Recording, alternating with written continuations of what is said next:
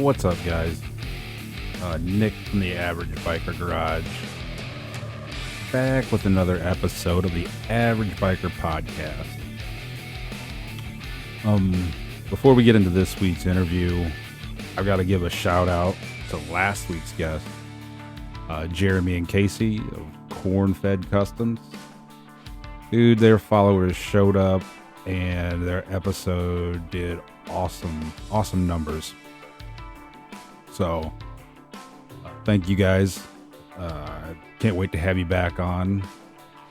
And if you guys aren't following them yet, head on over to Instagram and it's Corn Fed Customs 317, I think.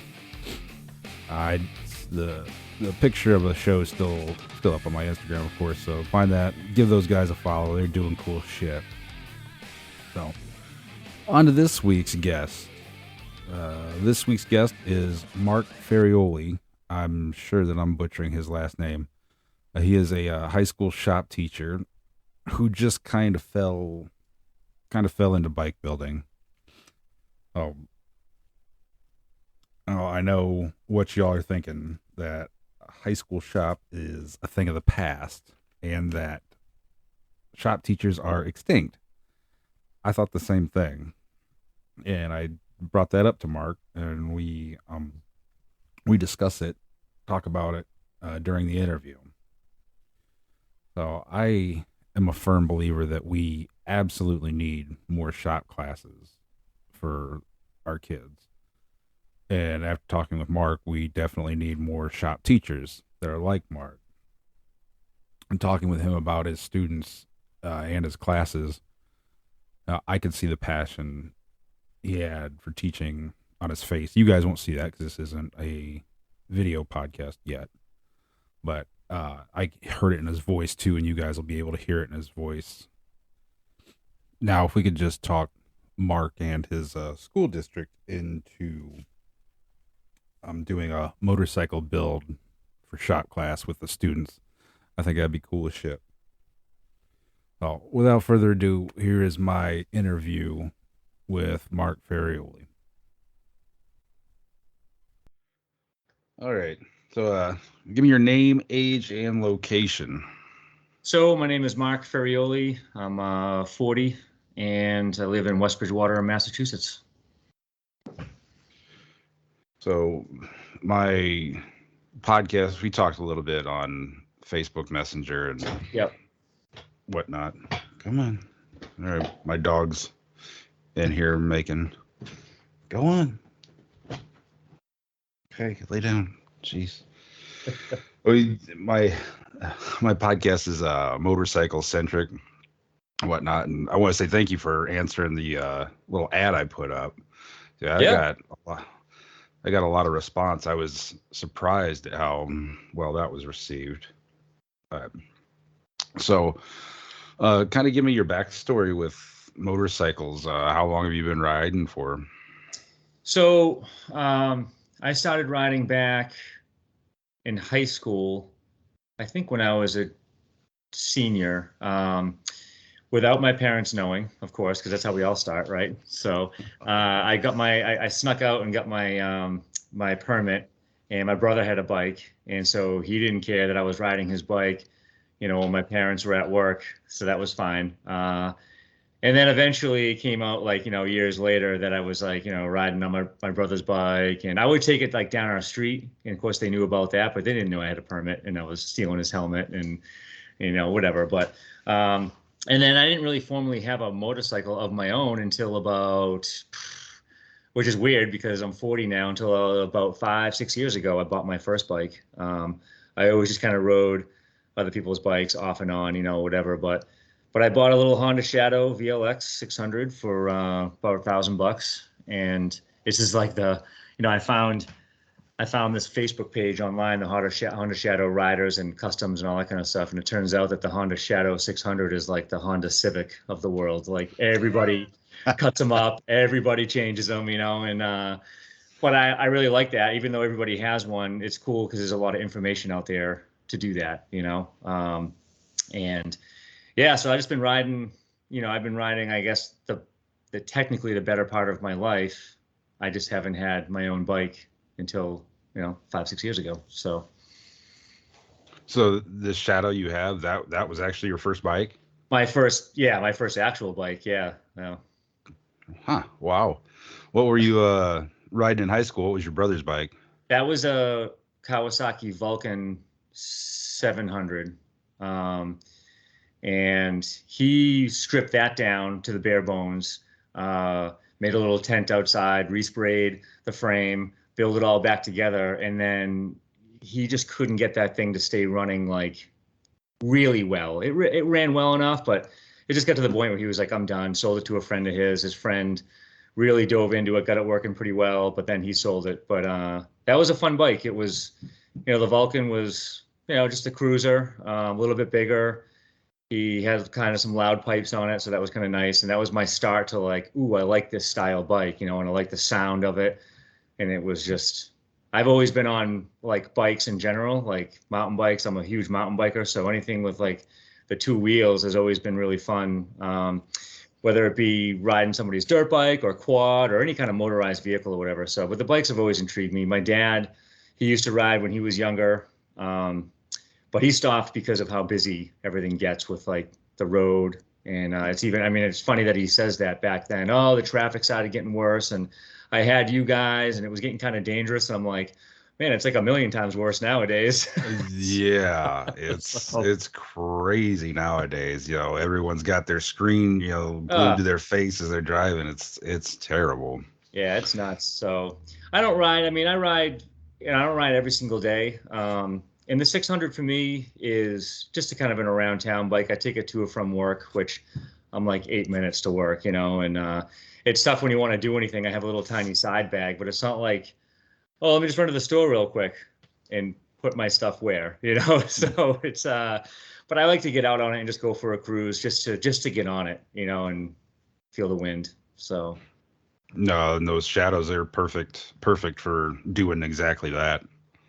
yeah, and I'm 6'3". I just put a video out the other day. Somebody asked me like, "Oh, what's it like being 6'3" on a 600? Did you change the controls? Yada yada yada." And I was like, "No, I posted a video up, and it's not the most comfortable as far as longer rides, but I don't go that long on it anyway, so it's a nice, fun, small bike. But on the topic of it being busy and people being on their phones and everything like that, it is a short bike. It's not like like my brother now has a Yamaha Tenere dual sport, and I just rode that the other day actually, and I'm like, wow, what a difference! Like how tall you are and how much more visible you are to everybody else. I feel like on my bike, I'm almost like on a mini bike. I feel pretty low to the ground, but it's all right. We try to be as cautious as we can. Right. So yeah, I'm about 6'2", so I got my Shadow. I fit it on it about the same. I just watched your video actually where you Oh are yeah. on yours, and you said you only put tens on that thing. Yep. Yep. Yeah. See, I got 12s on mine. Yep. But yeah, that's definitely. I had a buddy of mine comment when I posted pictures of it on Facebook. He's like, bike doesn't look like it really fits you that well. And I was like, well, yeah, I guess not, but I think it looks cool, so whatever. Yeah. Yeah. It's funny if you look up online. Well, when I'm on Facebook Customs or whatever, and people post pictures, and it's like that doesn't look too comfortable, and it's like, well, especially when you get those drag bars on there, it's like, no, it's not, but it's fun to just rip around on for a little while. Yeah. Yeah, they're not really made to be comfortable. They're made to look Right. cool while they're sitting there. Right. Exactly. So so your current stable of bikes is actually that is only the Shadow. Yep, I've only had the Shadow, and then whenever my brother has whatever bike he's riding, I usually take his out for a spin. He had one a while back. I don't remember what he had. I just remember it was like an engine on two wheels. It was like I don't know if it was I think it was a four-cylinder inline, and I'm just not used to how wide it was. I got on it and I instantly was like, I don't feel comfortable doing this. The bike is weird. I don't like it. I don't like the geometry.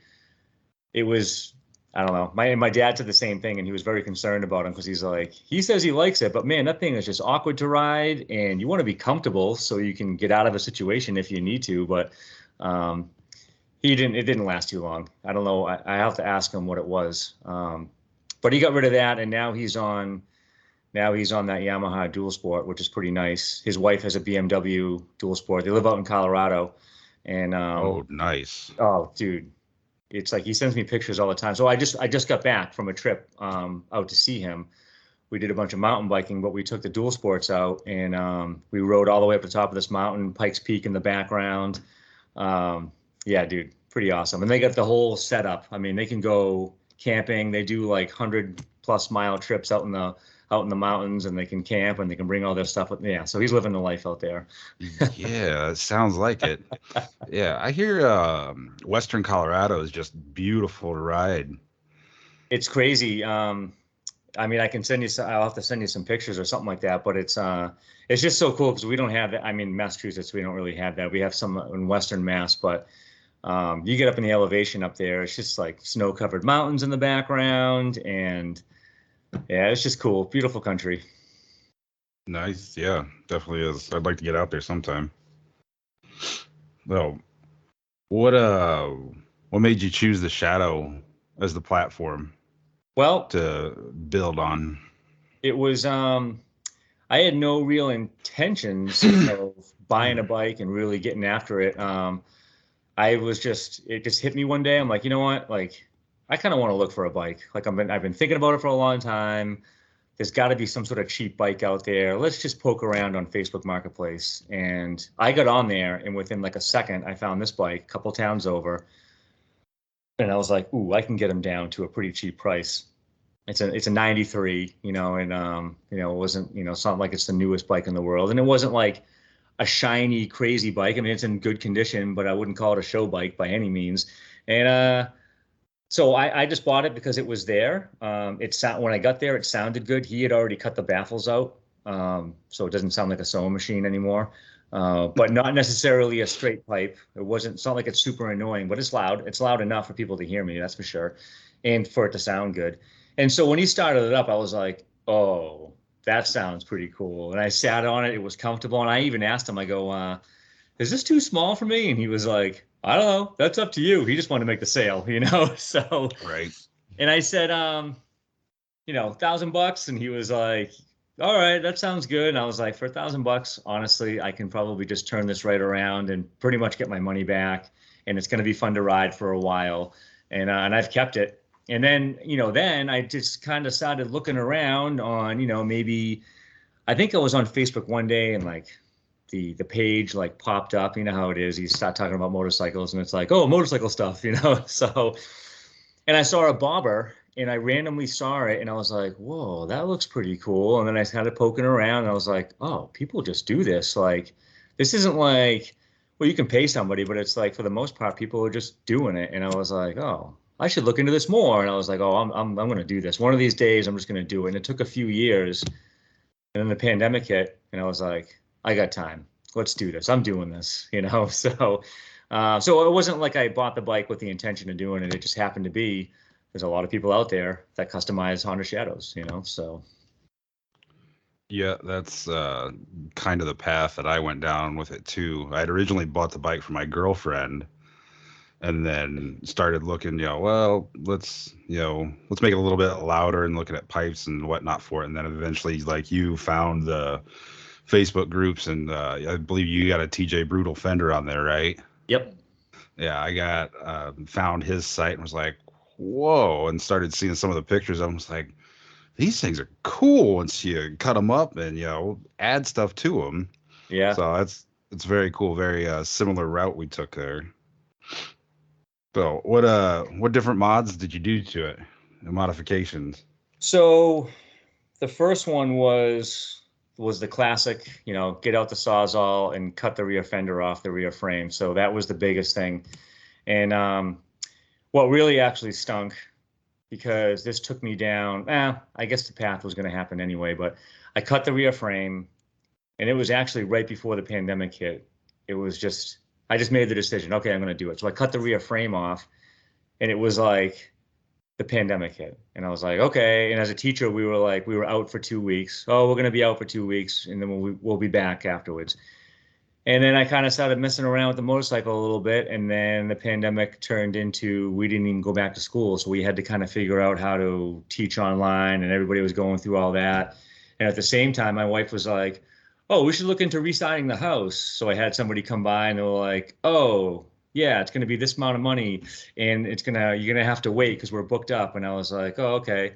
So just like the motorcycle, I started YouTubing, residing the house. And next thing I know, the motorcycle took a back seat and the house got resided by me all summer, so what happened was and what I was leading up to is I cut the rear frame and that's it. I couldn't ride the bike for however time because there was no tail light, there was no license plate. Um, and so the bike sat. Well, fast forward a year basically, I got the rear fender on and everything was cool, but the bike sat, the carburetor sat, and it just wasn't running that good. So, but we'll get to that in a minute. But the first mod was getting that frame cut, and that was the first video I made, and that was kind of like, oh, I'm getting towards the end of the school year here, and I kept posting random YouTube videos on woodworking, on metalworking, on welding, and I have to watch the whole thing. I have to scrutinize it, make sure there's no swears in it, to post it for the high school kids.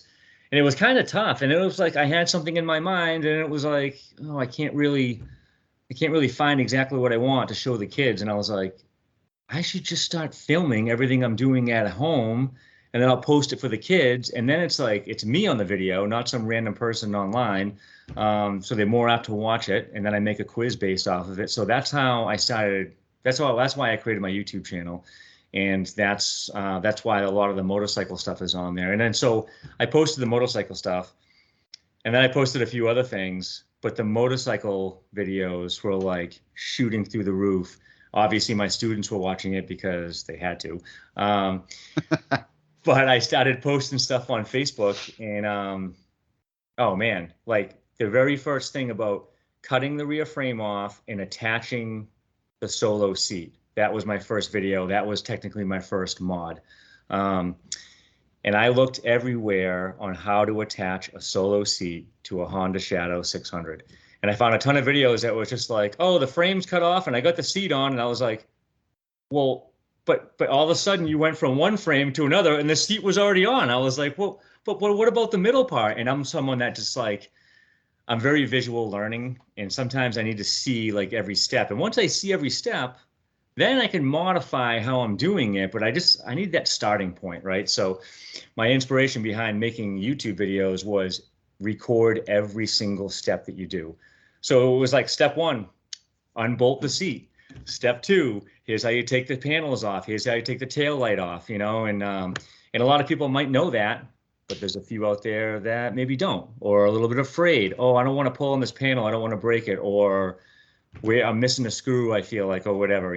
So the first mod was right from the beginning. I had my wife filming, and here I am kind of it's kind of funny if you watch that video. I'm like, okay, here I go. I'm taking the Sawzall to the frame, and I cut it long because you can always cut more off, but it was cool, and I just left it all out there, and I was like, guys, listen, like I'm a woodworker. I went to school for woodworking. I build furniture, but here I am cutting up my motorcycle, and I wanted to kind of take the angle that like, yeah, just do it, and obviously I'm videotaping this to help ease the anxiety of taking a saw to your bike or whatever, but yeah, so it's cool. So my message on all my videos is like, if I can do it, you can do it. Come on now. I'm just like, if you can swing a hammer, you can do anything really. So yeah, getting that solo seat on there. I think let me look it up really quick. That video, 13,000. It's something like that. It went up pretty fast because I think everybody was doing the same thing as me. I need to find a video and that shows everything. It is. There you go. So 13,000. Well, you know more about it than I do. Oh no, that was like I said. Was it the vendor one? I was gonna say that was the Fender one. Oh no. I just checked out your channel. The solo seat installation is 21,000. So holy shit.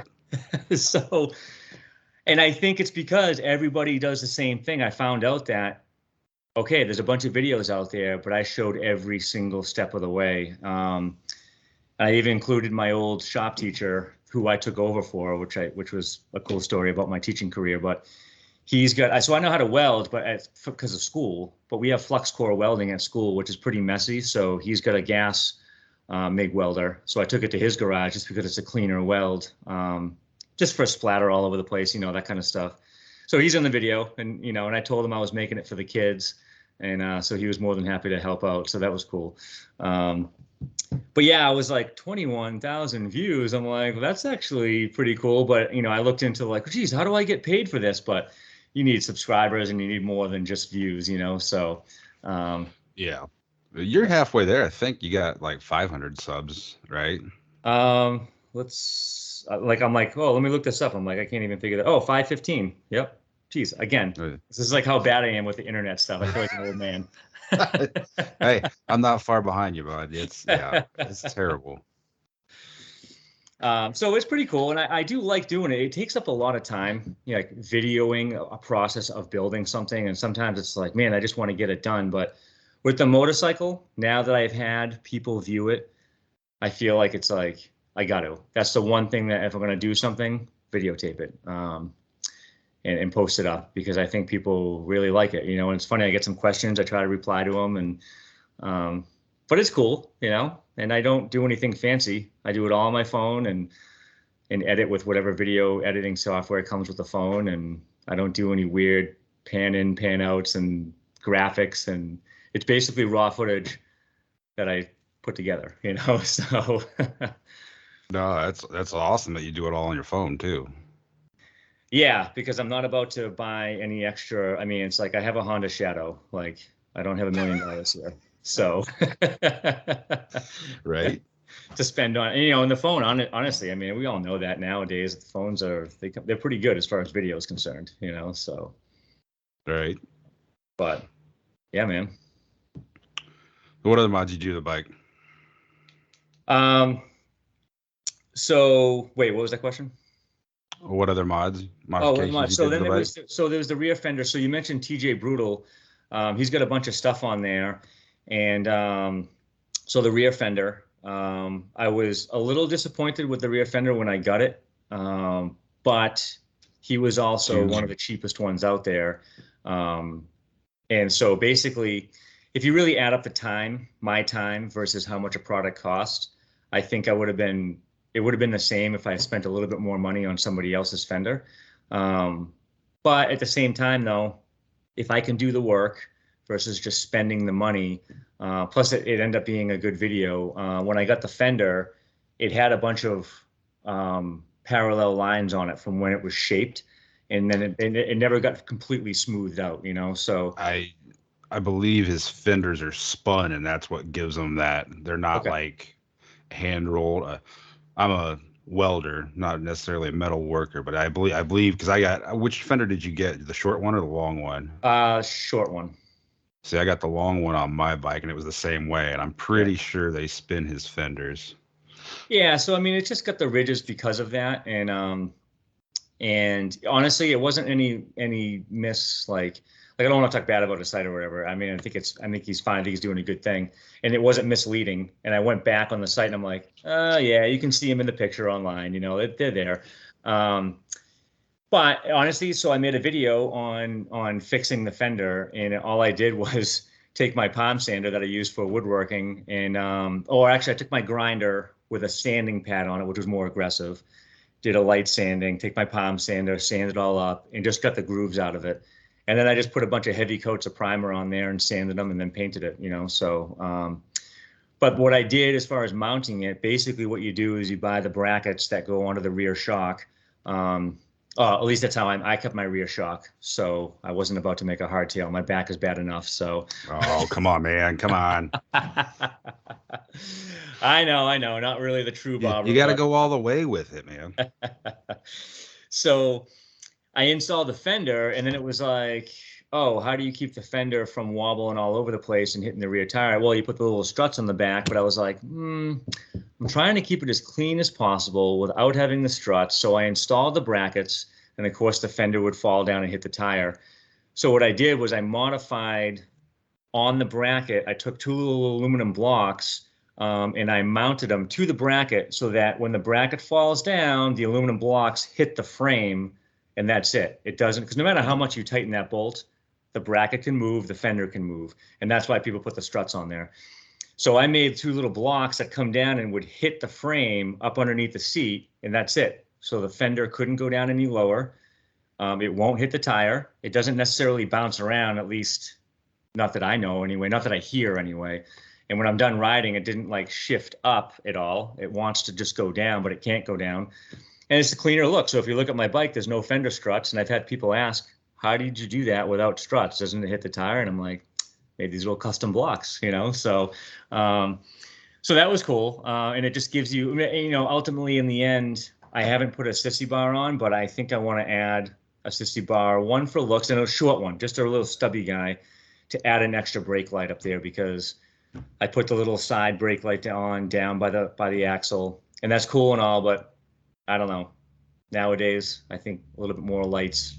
I mean, I don't need to have like these crazy looking things on there, but I don't know. I would just feel a little safer if I could have an extra brake light up there. And I've done a bunch of research online. I looked at a bunch of different styles. People have tall ones, short ones.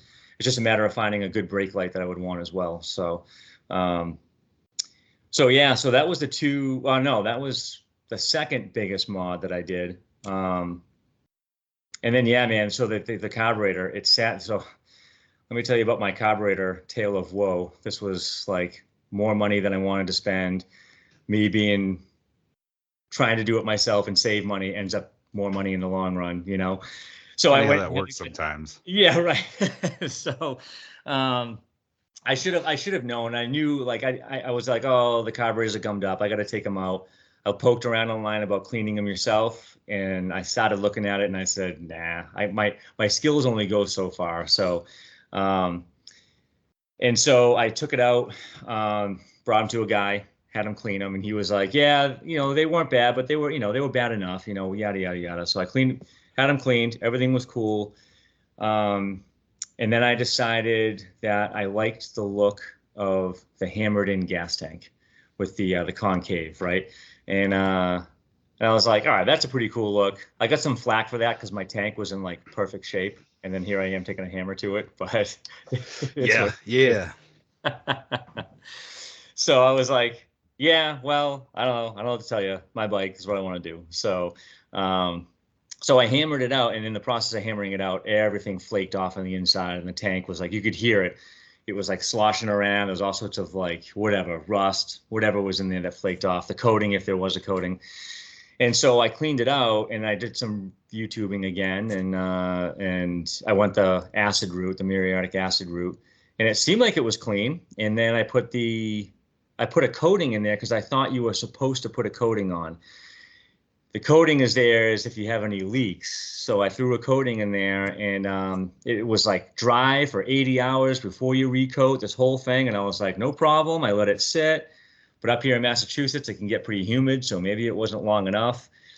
And so I got it all done. It was dry. I painted it up. I put it all back together. I got the bike running. Everything's running cool. Took it out for some rides.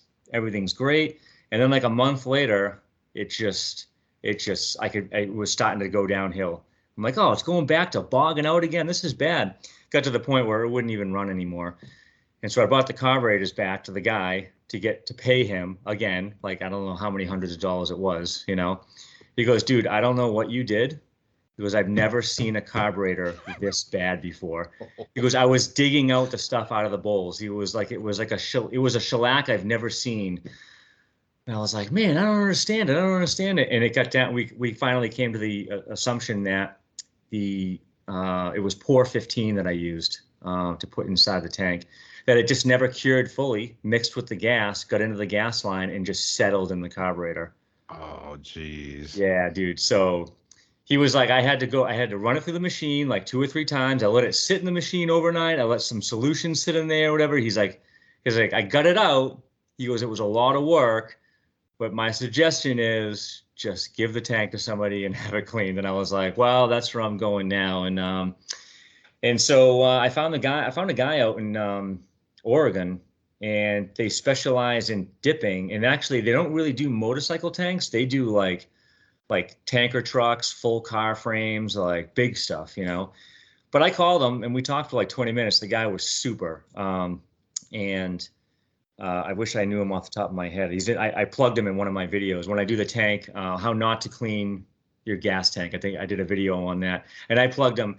The guy is like super awesome. His name is Bo, and I sent him the tank, and it was like 120 something bucks, including shipping or something like that. It was like pretty cheap.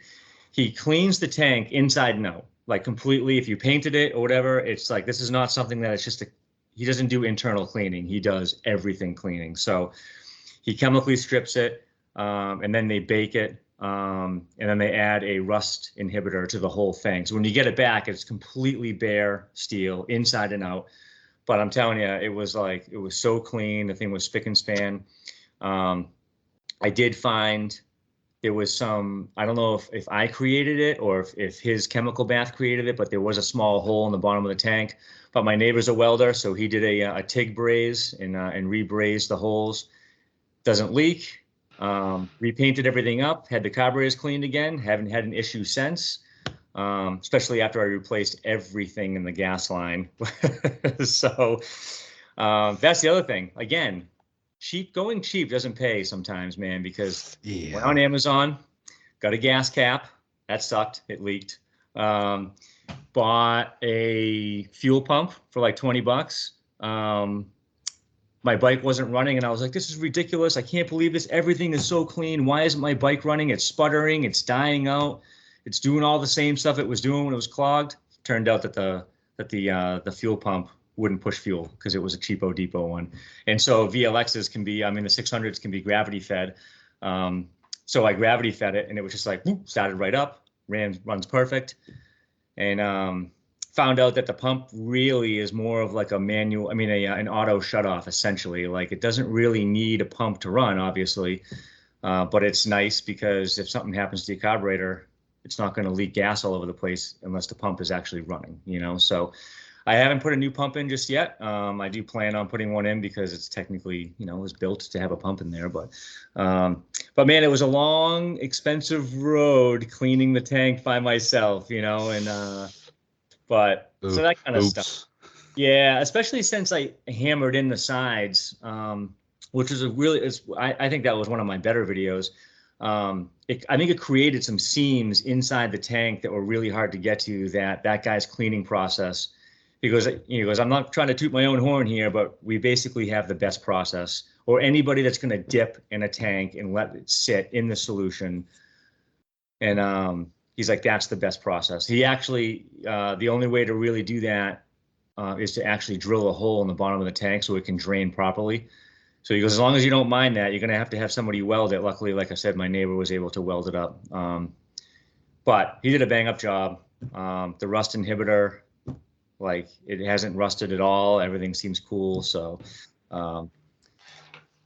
yeah, man. But between hammering out the gas tank, putting that solo seat on there, putting the stubby fender on, those are the biggest mods that I did to the bike.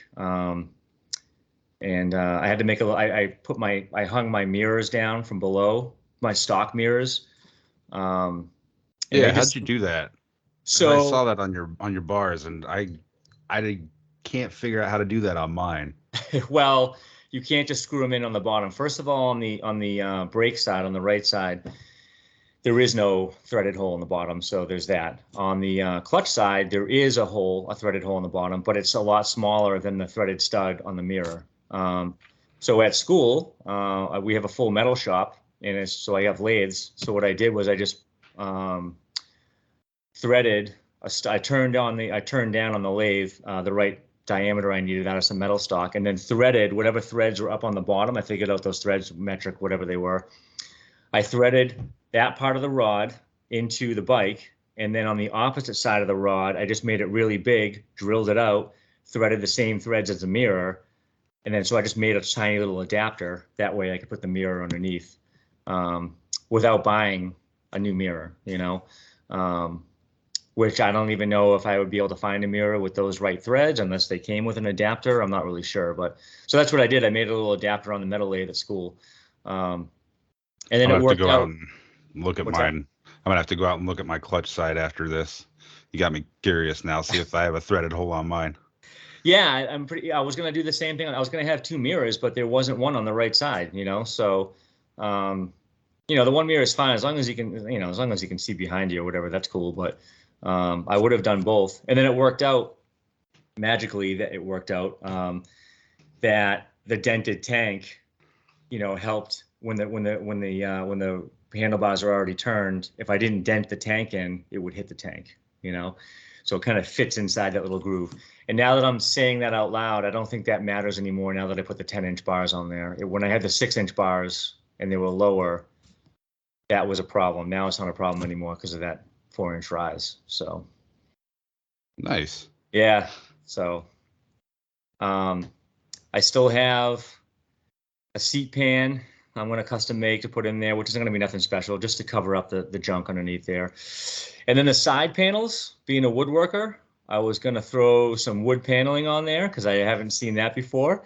Right now, I'm green and brown as far as the colors, so I guess I would throw some walnut on there. That's a dark brown wood, naturally. The only thing I'm a little concerned about is on the right side where the exhaust is. I know they make like the exhaust spray paint, the high temp paint. They make a clear version of that, and so I'm like, oh, I wonder if that would be a thing if I spray the clear on the wood as a finish on the exhaust side, if that would keep the heat away, if that would protect it. I don't know. I don't know if it would or not. So because if you put regular finish on there, I don't know if the heat would melt it or if it would destroy it. How close is your exhaust to the side panel? Not that close. I mean, it's close enough. I mean, it's probably, I don't know. I mean, it's within inches. Yeah. It kind of comes down and it goes over a little bit. I'd have to measure it, but somebody was just like, I don't know, the heat just rising up from it, it might do something. But I've since, I gotta finish editing the video, but I've since taken the exhaust off and wrapped it with the, with the wrap.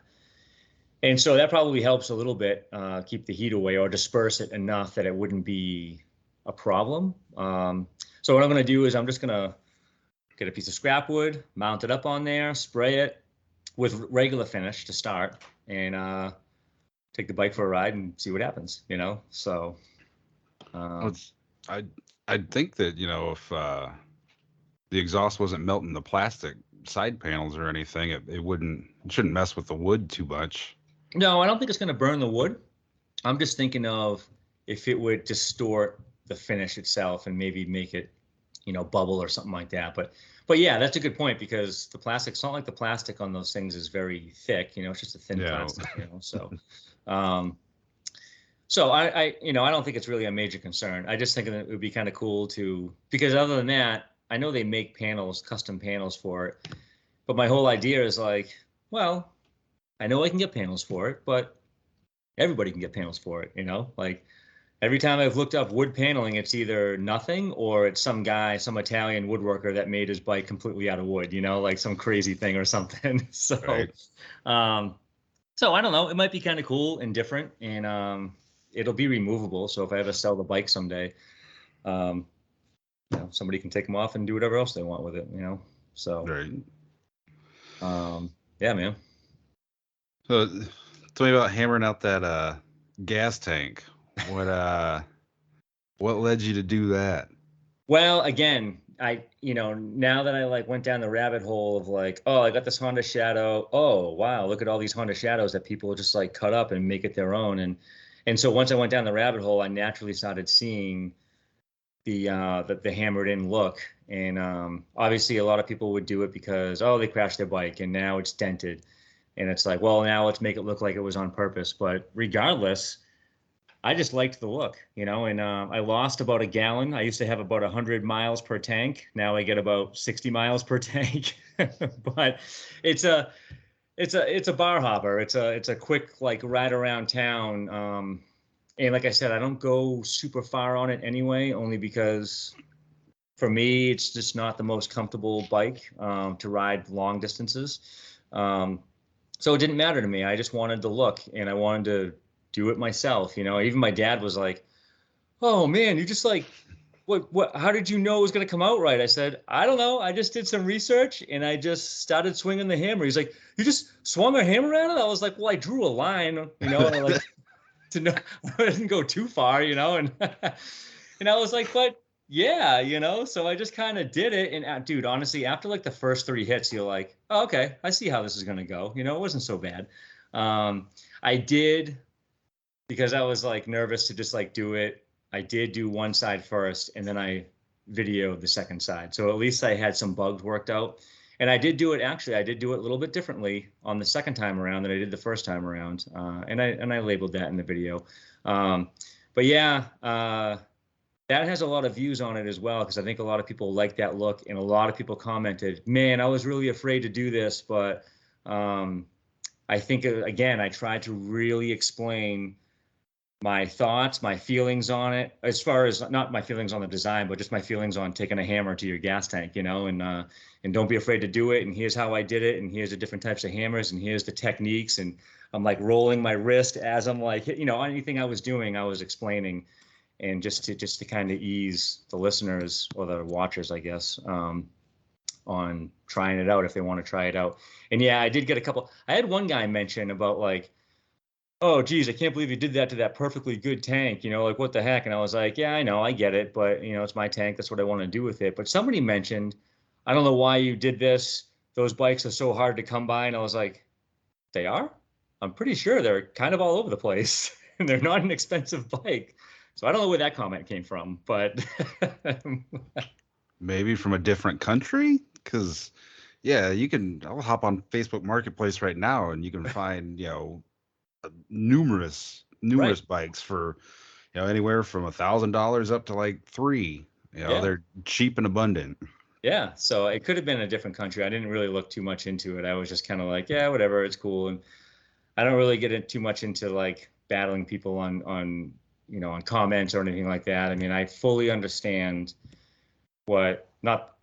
I'm not comparing myself to a celebrity, but when you put yourself out there to the public, no matter what, there's going to be a critic. And I can actually bring that to my teaching life. I mean, you just can't, you're not going to please every student. You're not going to please every person. So it is what it is. I mean, I know that there's going to be a lot of people that are going to watch the video and get something out of it. So there's probably going to be people that don't like it, but yeah, it's fine. This is my choice. And so I'm happy, But yeah, I thought it came out pretty good. It can't be perfect because it's a hammer. It's not like, one guy commented and he's like, well, why did you do all that work when you could just cut out the panel and then reverse them on each side? And I was like, yeah, and it would be perfectly smooth. And then you just have to like clean up the welds. But that's the problem. It's thin sheet metal. Who knows how to weld sheet metal? Like, some people do. And I know how to weld, but not sheet metal, not that good anyway, Yeah. So, and I don't want to rely on other people if I don't have to, so a hammer it was, and then with a little bit of Bondo work, it comes out pretty nice. So, and then a cheap can of Krylon Spanish moss. That was the color from Lowe's. And so Spanish moss, huh? I wanted that, I don't want to call it military green, but just that dark forest green. And I got some from my local hardware store, and it looked like garden tool green. It just wasn't like this. It was just not. I sprayed it and I was like, no, I don't like this. This is bad. And I was at Lowe's one day and I was like, ooh, that looks pretty good. So yeah, so Spanish moss, that's the color of the bike. So and then I went online and I bought that 2K clear coat, which works for the it's gas proof or gas resistant or whatever. And flat, I went with flat. I went with flat because I like the look of flat. But if you're a finisher on metal, on woodworking, or whatever it is, the more gloss it is, the easier it is to see any imperfections. However, the higher the payoff, for the most part, like, ooh, everybody likes shiny stuff. It looks really nice when it's super shiny and smooth. But if you're going to do gloss, it's got to be perfect, But fortunately, I mean, I love gloss, but let's be honest, somebody else said this online. Oh, it's a good 20-yard bike, looks good from 20 yards away, So she's a 10 from 20. Yeah. So I didn't bring this down into the frame. I didn't sandblast it. I kind of like scuffed it up, repainted the frame as I could. But if you get up close to this thing, you're like, oh yeah. I mean, it's cool. You did a pretty good job, but like, it's It's not a a brand new bike. You it's a know, Honda Shadow. it's a Yeah. Honda Shadow. How much time am I really spending on this thing? Um, but I like the flat look, and it wasn't an excuse to do a worse job. I do like the look of flat, flat colors or whatever. So it just worked out. And dude, if anybody's wondering if 2K clear coat works, it works. So when I cleaned my gas tank for the first time, I didn't realize I screwed up my original gas cap. And so I put a little gas in, I started it up, and I was like, yes, the bike runs. Let's go. Went right down to the gas station, filled it all the way up, brought it back, was super excited to show my neighbor. My neighbor's been like, watching me build it and making, like excited to see it done and all put back together.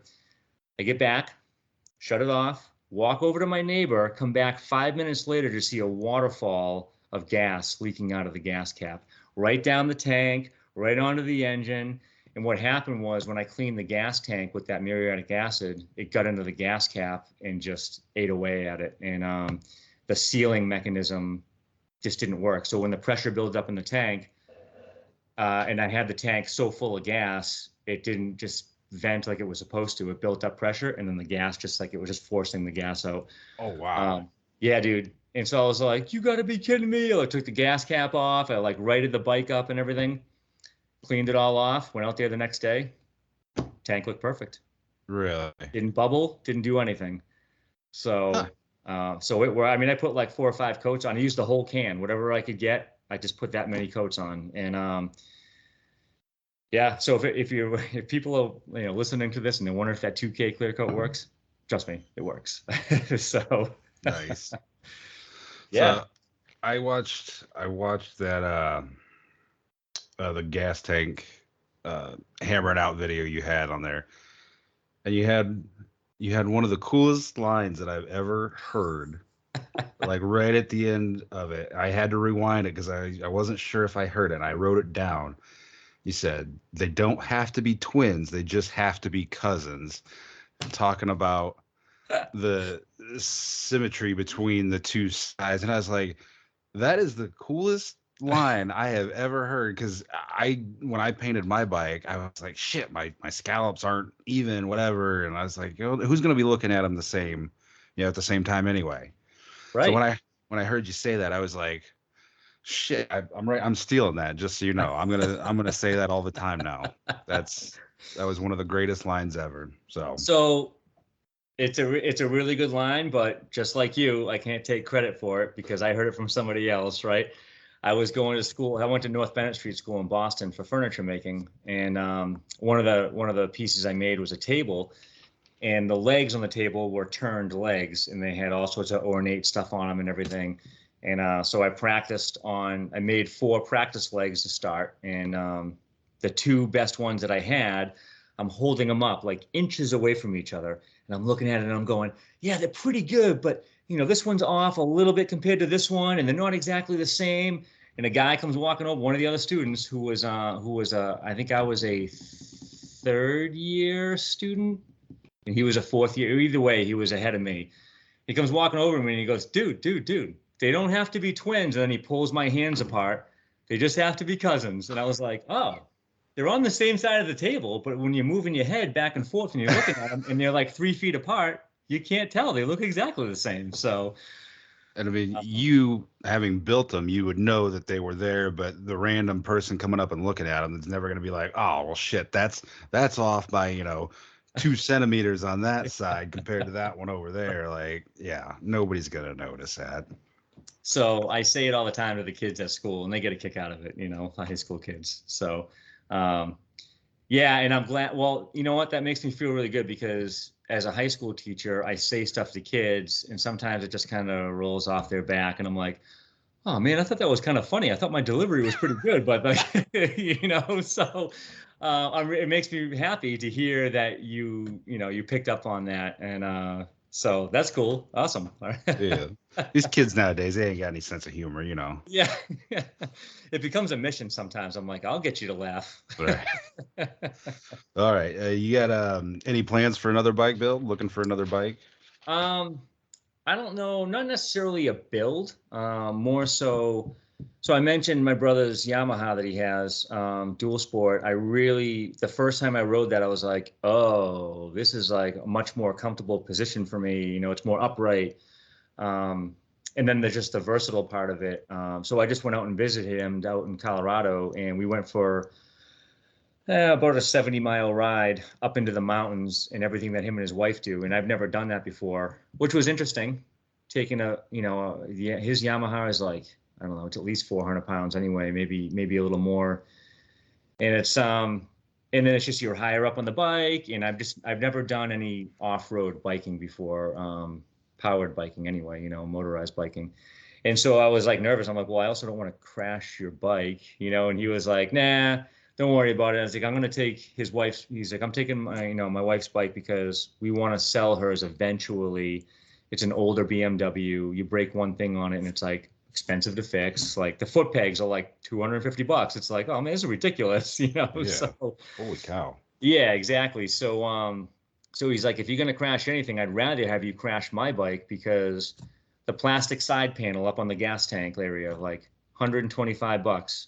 If you do that on hers, $500. It's like, oh geez, So, and plus he bought that bike, rode it for about 4 months, and then carted himself out to Oregon and then rode cross country, mostly off road. So he goes, with that being said, you want to know how many times I laid that bike down and crashed that bike? And it's been like, it used to just live on its side, basically, So he goes, I honestly don't care if you lay the bike down. And he's like, I really don't care. He's like, if you total it, yeah, that's going to really suck.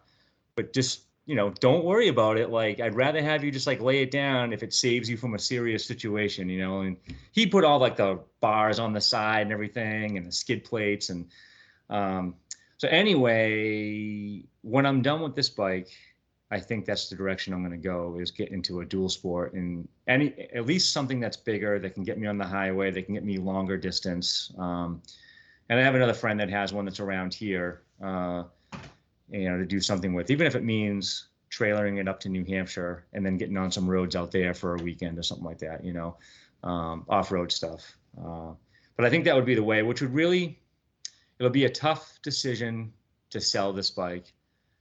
Mainly because, and it stinks. It's like, I'm not going to get a lot of money for it. I'm not getting my money back for it, especially with all the work I put into it. That's just the way that's going to go.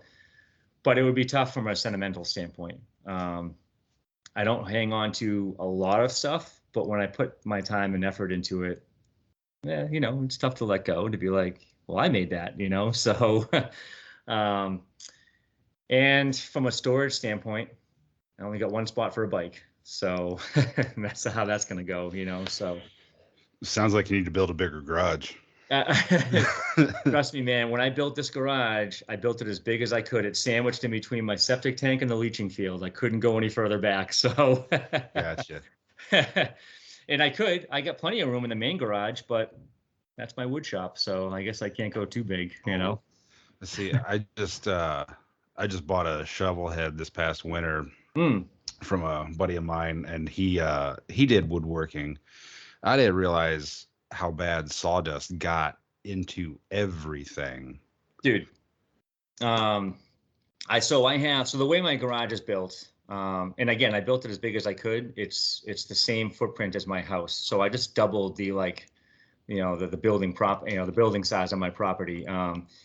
But the main part of the garage is woodworking, and then off the back of the garage, so my garage is 24 by 30, and then I have an additional 10 feet back by 24 wide, and that's like the motorcycle, the lawnmower, and also to other random stuff. My mountain bikes are out there. But yeah, man, so I just have a regular single doorway going into that section, and even that section, which is not part of the main garage, the sawdust gets everywhere.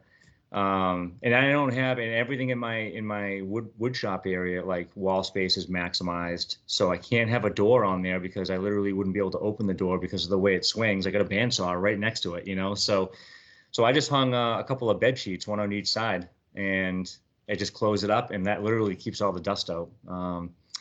So, but you're right. Yeah. Sawdust gets everywhere. All right. So you're a high school shop teacher. I didn't realize that shop was still a thing. I thought you all were extinct. Like, That's it's not very common to have shop in schools anymore, I don't think. that's a very common comment that I get from a lot of people. Like, they still have shops. So you teach in a tech school, right? And I'm like, no, it's just a regular old high school, which is even more shocking when you get into the education world. It's just that, like they still have shop.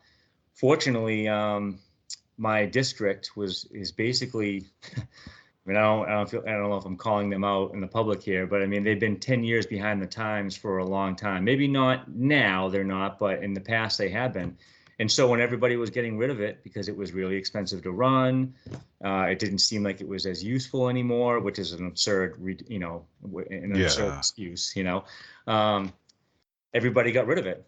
And then when we were thinking of getting rid of it, because we were building a new school, um, everybody was kind of like, oh, geez, we wish we could have shop again, but a startup cost is in the millions because just from getting all the equipment or specializing or building out the room just for that shop, it's a really expensive startup cost, and schools aren't going to go around and buy a bunch of used equipment.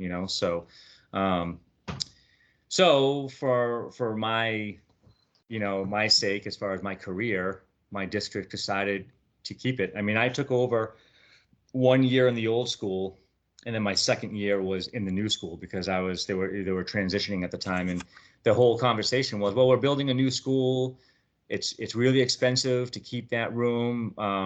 In the future, it's expensive. It's expensive to build that room out in the new school. It's a really large space. We could put like 4 classrooms there versus what he has, and the old guy is retiring, so maybe we should just not do it. And lucky for me, the right people stepped up and said, no, that's a really dumb idea. Like every school kind of has their thing. And I teach at East Bridgewater High School. And so Whitman Hanson, right up the street, they don't have shop, but they have a huge culinary section. It's like, oh, that's cool. Like you might not have shop, but like that's like another trade in itself, cooking. And so it's like East Bridgewater, like it's not just about the shop, but like one of our big special areas is woodworking and metalworking, and we have 2 full shops. And so I mentioned before my former shop teacher. Well, I graduated from East Bridgewater back in 2001, and I kind of randomly kept in touch with him. Not anything crazy, but I went to school for woodworking, and I was like, you know what? I want to teach woodworking. My shop teacher had the coolest job. I'm going to go to school. It's going to take me a couple of years. So I called him and I was like, yo, you've been teaching for a long time. Don't mean to say anything, but you ever thought about retiring anytime soon? That's literally the You conversation I you had with him. talked him into retiring. God, And nice. he was like, well, he laughed. He was just like, hey, right, well, listen, I get it. He's a straightforward shop guy, like he would rather give it to you, yeah, be told just that or ask just that. And he goes, well, I was thinking about retiring next year. And I was like, oh, cool. I'm going to school for 2 years. If anything changes, let me know. And I kind of kept in touch with him and kind of told him how things were going. Didn't really realize what I was doing was really influencing him. I wasn't doing it on purpose. I wasn't like, come on, man, hang around a second year. Please do this for me. I was just kind of keeping in touch with him. And that's exactly what he did.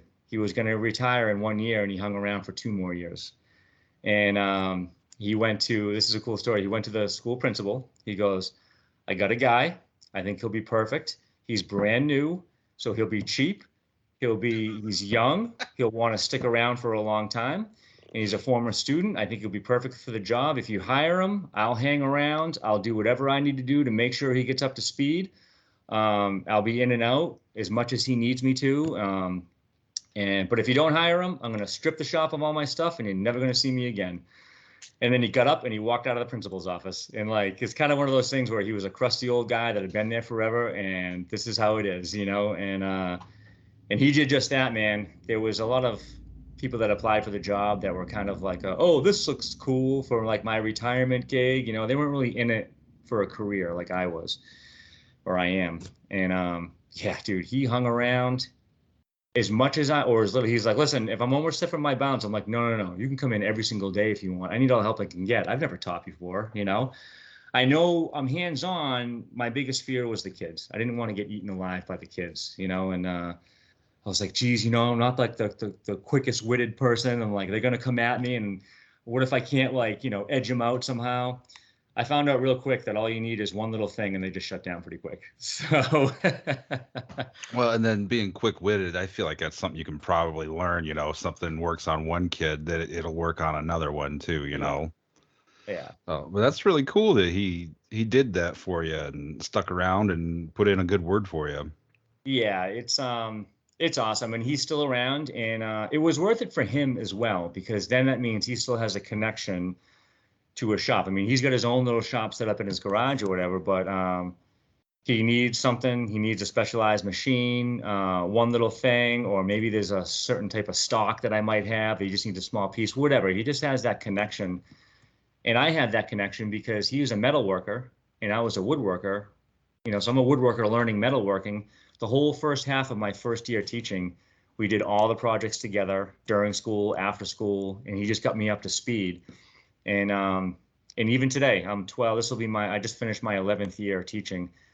I still have questions. Hey, on this machine, you know, we have South Bend lathes. Those are from the World War era, you know, and they were actually military surplus machines, but they still run like a top, you know. But They're if a good weird, quality. yeah, exactly.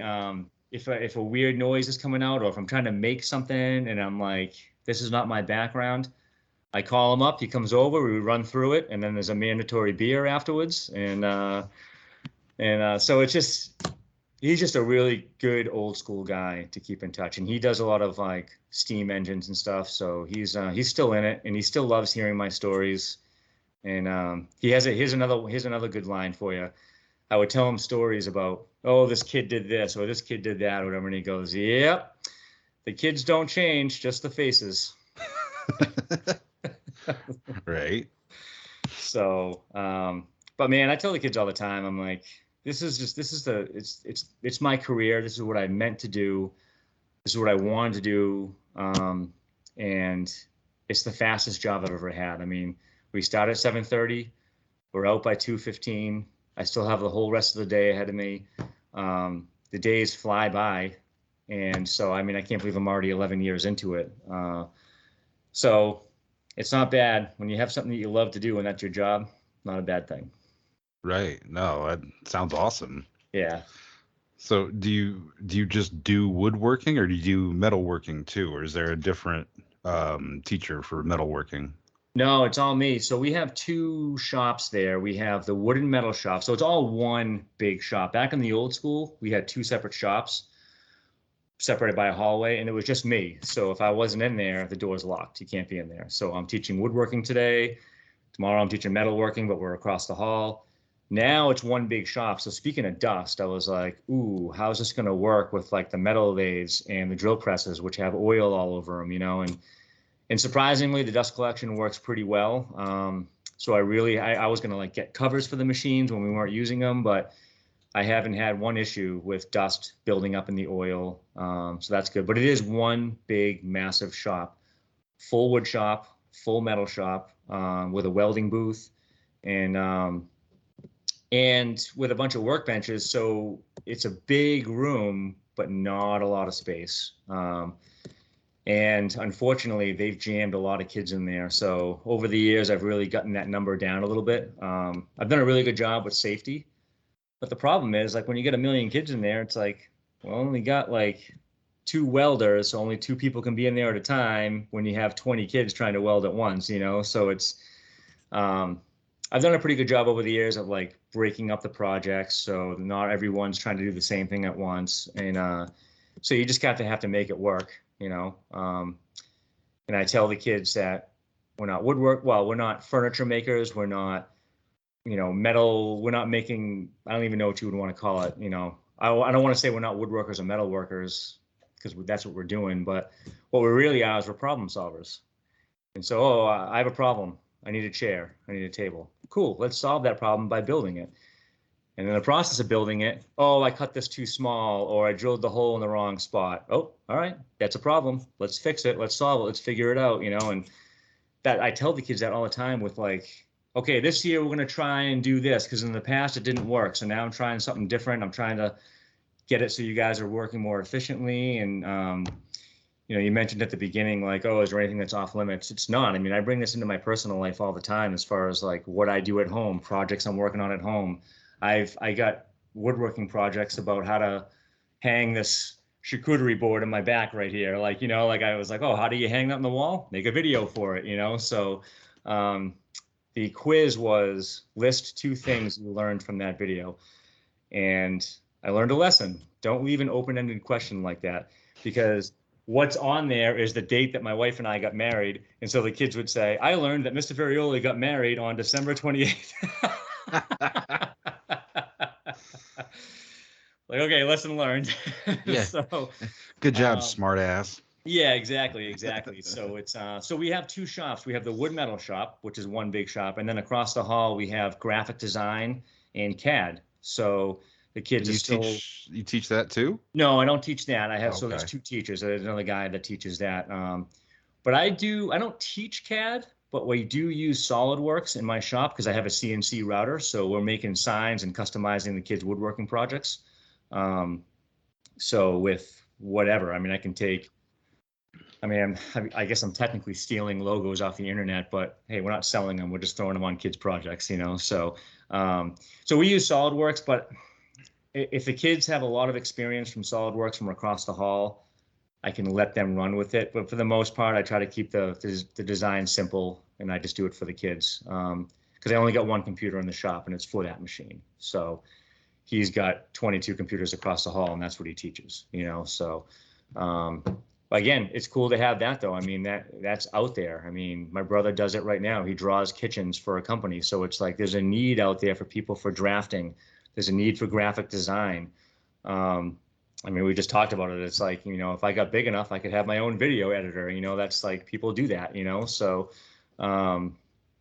so yeah, it's cool that we still have that. We offer that as an elective at the school, and it gives a chance for the kids to get out there and do something creative. Otherwise, it's read it in a book or we're learning off of YouTube, but YouTube only goes so far. You got to be able to put it into practice, Right. And having someone like yourself there to kind of hold their hand through it, that's my biggest thing is like I can watch YouTube videos all day long, but having someone go, yeah, what he's talking about here is actually this here, and kind of, right. Guiding you along. So right. That's cool. With kid, I don't know how old your kids are. I have teenagers, so they constantly have the screen to their face. Yeah. With you teaching high school, do you find it an issue to keep kids interested in using their hands to build stuff? Because trying to get my kids to come out into the garage and do anything is a chore in itself. Yeah, it's tough. My kids are 1 and 2.5, so real young. Whoa, you started late, bud. I did.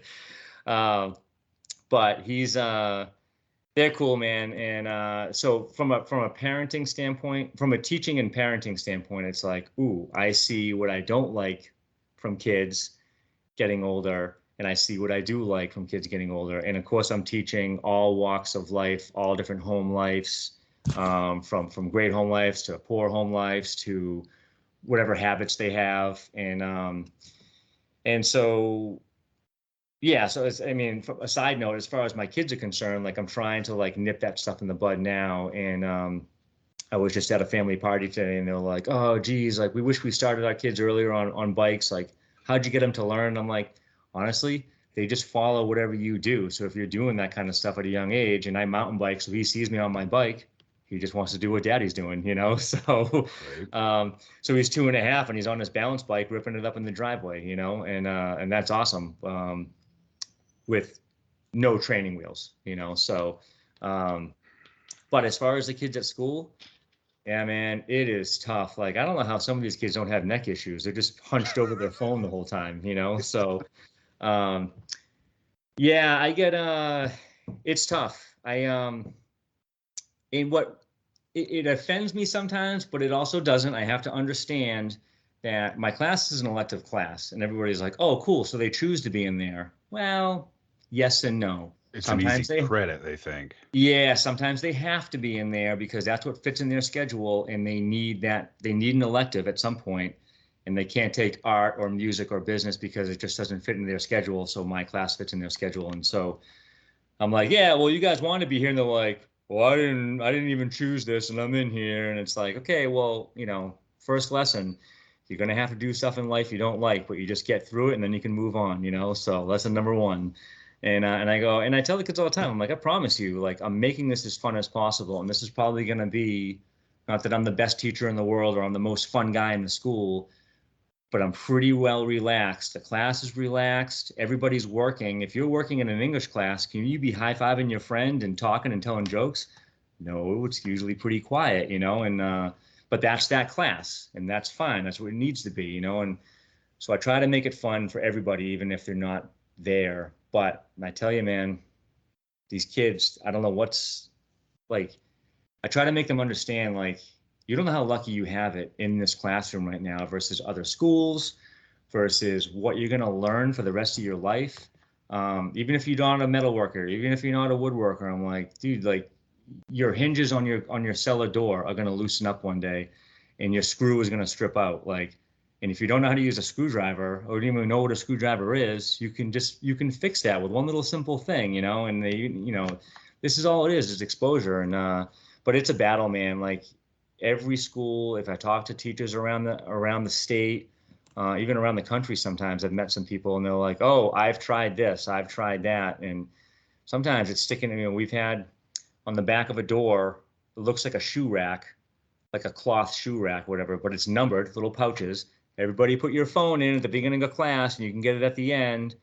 And it's like, hey, how come you didn't put your phone up there? Oh, I don't have a phone. And then halfway through, you see them, like, their eyeballs are going down, they're sneaking it through their pocket, whatever. And so at some point, what I've done, and this is just my technique, is that I kind of meet them halfway. I'm like, listen, the rule is if your phone is out, I can actually take it, and I can, you can get in trouble for it. It's not going to be that way. Here's what's going to happen. You're going to learn independence in this class big time. And I need you to be independent because I can't hold everybody's hand all at once. Nothing will get done here. I was like, from a safety standpoint, if you need me, okay, just don't go off on your own. I'm not telling you to go off on your own. Next thing you know, you're breaking stuff and things are happening and people are getting injured. But you need to, like, it's time management. You need to learn time management. If you're in your phone the whole time, but you have stuff to do and the machine is open or I'm available or there's nothing holding you back from doing your work and you're on your phone, you're going to get a bad grade. And I do my best to circulate. And if they ask me a question and I don't get to them because I'm super busy, well, that's on me. That's not on them. They get out of their seat. They did what they were supposed to do, but they really need help with the next step. And I'm getting swamped. It is what it is. But when you get the kid, I've had kids, I've stood over them. Put your phone away and let's go work. I'm going to not help anybody today. I'm just going to help you because you're so far behind because your face is in your phone. Sometimes they won't even look at me. They just, yep. And that's it. They don't do any work. They don't do anything. So I don't know if it's I don't like this. I had a kid just this last year tell me, your class is boring, so that's why I'm not doing any work. And I said, that's okay. If you don't like woodworking, that's fine. But I'm going to tell you right now, you're going to fail the class. So, the problem is I also see him at the local grocery store like every day. And I'm like, you work at Trukey's. If they give you a job you don't like doing, what do you tell them? I'm not going to do this. I don't like this. What's their next response? Okay, bye. Like, Yeah. here I can't kick you out of class, but you can fail the class. So you might as well, and it's not forever. It's just till the end of the school year. So you might as well just, do something, get a grade, and then that's it. You don't have to take my class again. You chose to just sit. I'm like, you're bored because you're not doing anything, dude. Like, and I can't, there's only so much forcing I can do. And then I can't just build the project for them. Um, So it's tough. I mean, it's not even a phone thing, honestly, dude. I mean, they get their face in their phone and that's fine, but I don't know what it is nowadays. Like I was when I was building my garage, I had the guy come out and help me dig a trench with his machine. He was backfilling the foundation, dig a trench for my electrical to go out there. So I got in the trench with the shovel while he was around me with the bucket, and I was like laying wire down. I was doing all sorts of stuff, and he's like, "What are you doing in the summertime?" I was like, "Not much." He says, "You want to work for me?" I go, "No, I don't want to use a shovel all summertime." And he's like, "Man, I can't find any kids that want to work," like. So it's not just a phone thing; it's a motivation thing, and I say that and it's like, wow, geez, that sounds frustrating. Well, I'd say that's like 5, 6% of my population. Then I have kids that are lazy, but will get up and do the work when prompted. Then I get the kids that are just like, what's next? What's next? What's next? Okay, I'm done with term one. Okay, I'm done with term two. I'm done with term three. I'm like, you're done with term three. It's only term one. Like they fly and they love it and they can't get enough. And those are like, it's so awesome when I can tell a kid, okay, this is the next step. You're going to go over to the bandsaw. You're going to cut it to this side. You're going to sand it down. Then you're going to weld those two pieces together. And they go, okay. And then they just walk away and they do exactly that. It's like, and they like understand what I'm saying. And so that's what makes the job really, really fun. But it's also really fun to take a kid that wants nothing to do with the class and they don't realize it, but halfway through the school year, they're over on the table saw by themselves, which is one of the most dangerous tools in the shop. I have to remind them, remember when you came in here and you like didn't even want to come close to the machine to do anything, and now you just made that cut? I know it doesn't seem like it was much to you, but that's huge. And that's really, really cool to see the progress.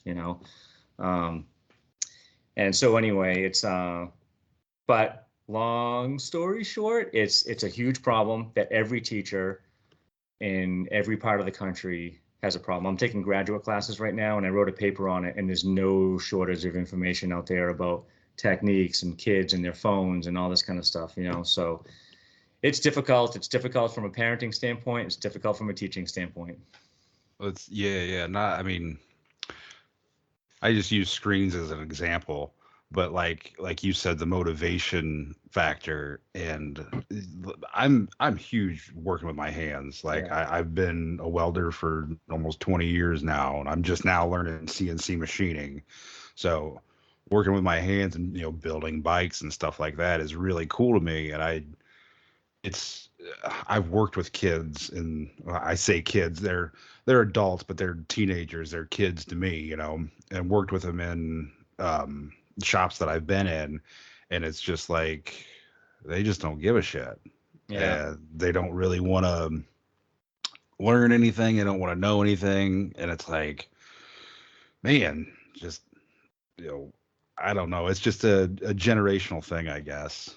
I sound like an old man right now saying that shit, but it's I couldn't imagine being a teacher and teaching a skilled trade like you do, and having to try to teach these kids, which they're forced to be in your class. Some of them are, but Mm. um and I guess I just couldn't. That'd be really difficult for me to do. It's not. We had a group chat between my friends and I, and somebody was complaining about a kid doing something, and I go, "Welcome to my world."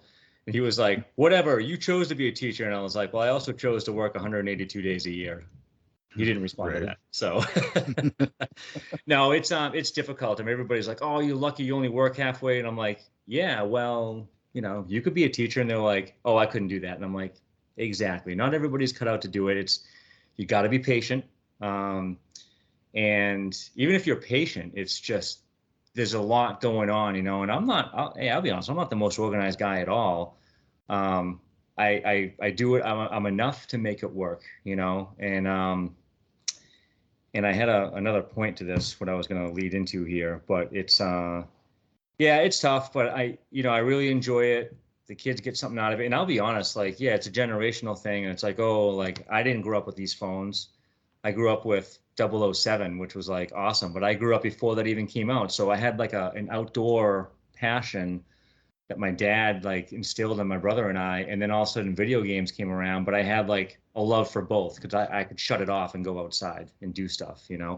Um, And I'll be honest with you, man, like the phone, like I fall victim to just getting in there and scrolling or playing a stupid game on there that means nothing. And That's how you got on this podcast. It's great. that's, I mean, I owe like the Facebook thing to help me. I mean, it is super helpful. I mean, um, it's just a power right on your fingertips or whatever. But yeah, we can all fall victim to just useless, mindless staring at it. You know, it's not the best thing in the world, but sometimes I refer to it as stupid phones because they're kind of making us stupid in a way. I mean, my spelling goes right out the window when it autocorrects everything for me. So, so, um, so yeah, so it's tough, but you know, there's a time and a place for it, just like everything. And what do they say? Everything in moderation, I guess, for the most part. So, Yep.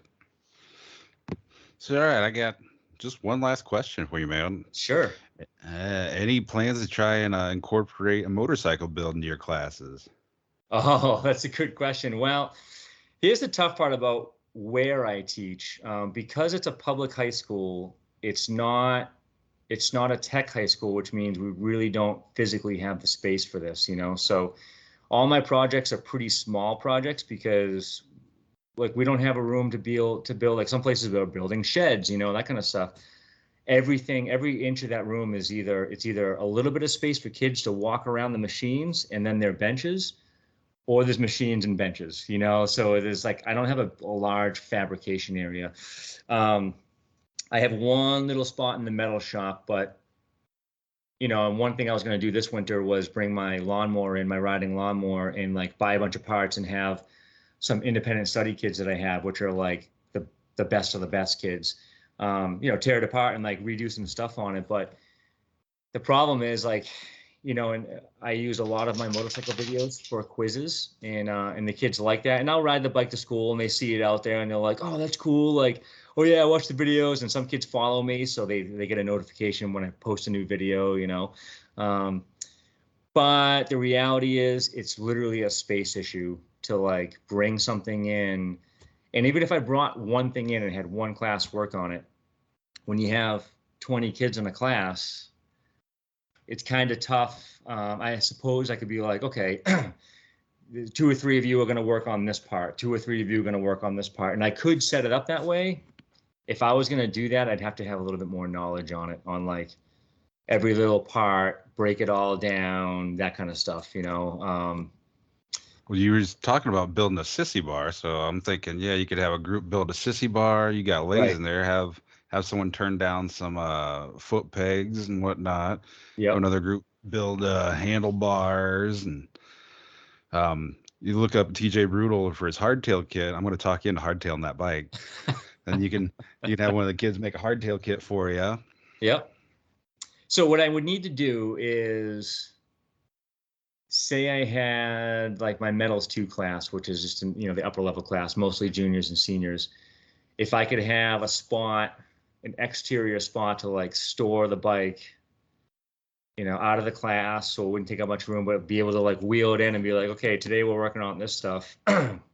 Then, because I tell you, man, when I have the kids do something for me, or if I get an outside project come in from the town, and I'm like, okay, it'll take X amount of time to do this, but I say, okay, go over there and take this apart and do this. Like in one class, it's like, oh, cool. Wow, they get a lot of work done. Oh, this is actually not so bad. You know, like when you have 2 or 3 kids working on it and then they come back and I've been busy teaching everybody else, a lot of work gets done pretty quickly. And so it wouldn't be a bad idea. Again, it's a storage thing. If I could not have it in the way for most of the time, but be able to bring it in, maybe I'll talk to school into building a small shed outside for me. That'd be pretty sweet. But yeah, if I could look into it and have something that each little group of kids could do, then it would work for sure. Because what would be cool is like, all right, we want to do this. Well, some kids aren't going to want to build a sissy bar, or some kids aren't going to want to work on certain sections or do whatever it is, you know. And but if I can find one little thing, even if a kid was just like, I don't really like to do this, okay, but you like doing graphics and all that kind of stuff, right? Or drawing, design something up when we go to paint it or something like that. But some, you know, we have over across the hall in the graphics area, we have vinyl cutters, we have custom printers, we have all sorts of stuff that we could, you know, dress it up later when it's done, So there's more than just the welding part of it or wrench turning, So custom paint job if they wanted to literally hand paint something on there, and make it the school bike, and then as long as it's cool and rideable and I certify it and it can get inspected, then maybe it's one of those things where it gets auctioned off at the end of the year or something like that, Um, I don't know. You raised a good question. I've never thought of that before. That'd be really cool. Really cool. Yep. All right, man. Hell, we went an hour and 20. Nice. It's easy to get going on passionate topics, Right. So you got anything you want to plug? You said the YouTube channel. I'll link it in the show notes, but go ahead and say it. Yeah, the YouTube channel doesn't have any special name. It's just my name, Mark Ferioli. So if you look that up, or if you just look up, Honda Shadow 600 or, whatever that kind of stuff is, it's bound to come up. My avatar is Homer Simpson. So, if you see somebody's avatar as Homer Simpson, that's me, so. Do you have an Instagram? I do, but I don't even post anything up there. It's just, again, under my name. Actually, okay. My other kid just got home. So I have an Instagram. It's just under Joe Fish Beard, if that makes sense. And that's just an alias that I had. Now I'm putting myself out there if any students listen to this, but it's just my name was out there. And the next thing you know, I started getting friend requests and all sorts of weird stuff when I first started teaching. But I don't really post a ton of stuff on that. It's kind of funny how that works. The only thing I post on social media regarding to motorcycle stuff is either to Honda Shadow Customs Facebook page or on my YouTube channel. I guess this just goes into this is just something I started doing on a whim. And so it takes a lot of time to dedicate to going online, posting stuff, answering questions, maybe making things look a little nicer. I'm I just want to make a video, put some information out there, and then that's it, So I don't advertise a lot. I honestly wish I had more time to do it, but You got the whole summer off. What are you talking about? I know, but I got a million hobbies, and sometimes it's I don't have the patience for it sometimes either. I'm just you know what? I do, what I make a lot as far as woodworking is I make a ton of cornhole boards. So I'm in the process of making a cornhole board video, and even that kind of annoys me. I'm I just want to make this board and be done with it. But no, I'm forcing myself to videotape the process, So. Yep. No, I know how that goes.